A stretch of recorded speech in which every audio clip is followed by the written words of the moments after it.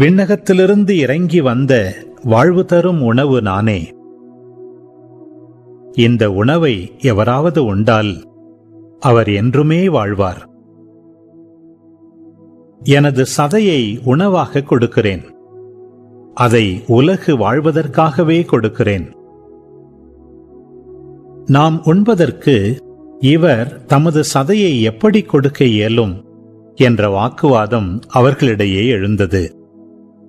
இயேசு அவர்களிடம், உறுதியாக உங்களுக்கு சொல்கிறேன், மானிட மகனுடைய சதையை உண்டு அவருடைய இரத்தத்தை குடித்தால் ஒழிய நீங்கள் வாழ்வு அடைய மாட்டீர்கள்.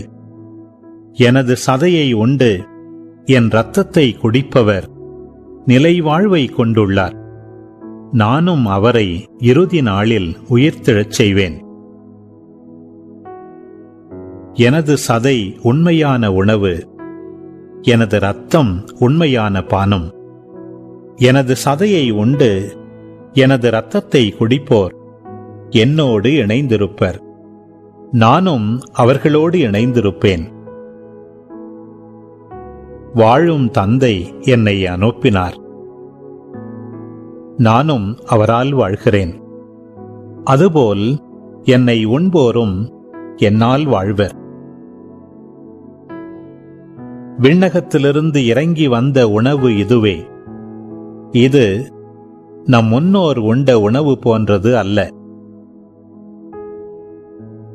அதை உண்டவர்கள் இறந்து போனார்கள்.